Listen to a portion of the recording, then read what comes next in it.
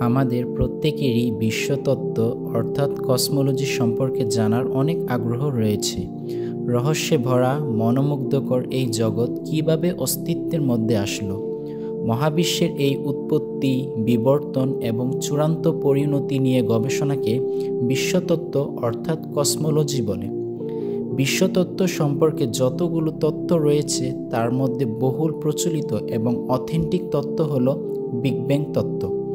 তত্ত্বটি হলো আজ থেকে প্রায় কোটি কোটি বছর আগে শুধুমাত্র একটি ছোট কিন্তু ভীষণ ভারী গরম বস্তুপিণ্ড ছিল। এটি ব্যতীত স্পেস, টাইম, ম্যাটার কোনো কিছুই ছিল না। এই বস্তুপিণ্ডটি দেখতে কিছুটা একটি বিন্দু অর্থাৎ পয়েন্টের মতো ছিল। হঠাৎ করে এই বস্তুপিণ্ডটি বিস্ফোরিত হয়ে সকল দিকে ছড়িয়ে পড়তে শুরু করে। এই বিস্ফোরণকে বলা হয় মহাবিস্ফোরণ।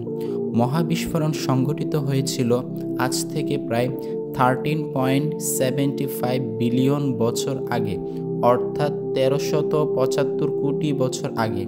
আর এটাই হলো মহাবিশ্বের বয়স। যুক্তরাজ্যের বিখ্যাত পদার্থবিজ্ঞানী এবং ক্যামব্রিজ বিশ্ববিদ্যালয়ের সাবেক অধ্যাপক স্টিফেন হকিং তার বিখ্যাত এ ব্রিফ হিস্ট্রি অফ টাইম গ্রন্থে পদার্থবিজ্ঞানের দৃষ্টিকোণ থেকে বিগ ব্যাং তত্ত্বের ব্যাখ্যা উপস্থাপন করেন। এই তো হলো বিশ্বতত্ত্ব অর্থাৎ কসমোলজি সম্পর্কে বিজ্ঞান নির্ভর থিওরি। আসুন এবার দেখা যাক বিশ্বতত্ত্ব অর্থাৎ কসমোলজি সম্পর্কে পবিত্র কোরআন শরীফের সূরা আম্বিয়ার 30 নম্বর আয়াতের মধ্যে কি বলা আছে।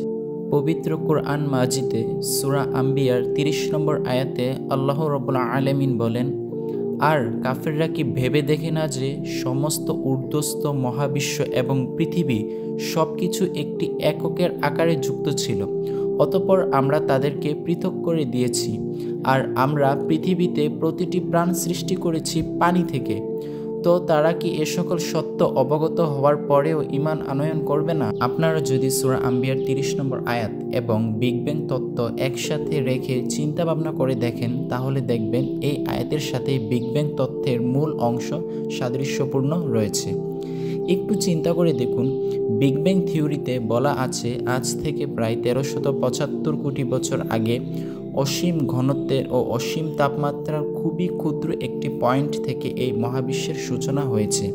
আর সূরা আম্বিয়ার 30 নম্বর আয়াতের মধ্যে বলা আছে পৃথিবী সহ সকল মহাবিশ্ব একটি একক অর্থাৎ পয়েন্ট ছিল, পরে তা পৃথক করা হয়েছে। সুবহানাল্লাহ। থিওরিতে আমরা একটি পয়েন্টের কথা পাই, আর আয়াতের মধ্যেও আমরা একটি পয়েন্টের কথা পাই। থিওরিতে আমরা বিস্ফোরণের মাধ্যমে আলাদা হয়ে সব কিছু সৃষ্টি হওয়ার কথা পাই, আর আয়াতেও আমরা এই পয়েন্ট থেকে সব কিছু পৃথক করে সৃষ্টি করার কথা পাই। এই বিগ ব্যাং থিওরিটি প্রখ্যাত বিজ্ঞানী স্টিফেন হকিং 1988 সালে a brief history of time from the big bang to black holes গ্রন্থে ব্যাখ্যা উপস্থাপন করেন। আর এই কথাই পবিত্র কোরআন মাজিদে আল্লাহ তাআলা তা বলে দিয়েছেন প্রায় 1500 বছর আগে। যাই হোক, পবিত্র কোরআন মাজিদ হলো অসীম এবং বিজ্ঞান হলো সসীম। বিজ্ঞান পরিবর্তনশীল, এটাই তার ধর্ম, কিন্তু কোরআন মাজিদ অপরিবর্তনশীল। এটি চিরকাল এমনই থাকবে, আগে যেমন ছিল। শেষ কথা হলো, বিজ্ঞান দিয়ে কোরআনকে নয়, বরং কোরআন দিয়ে বিজ্ঞানকে জাস্টিফাই করতে হবে।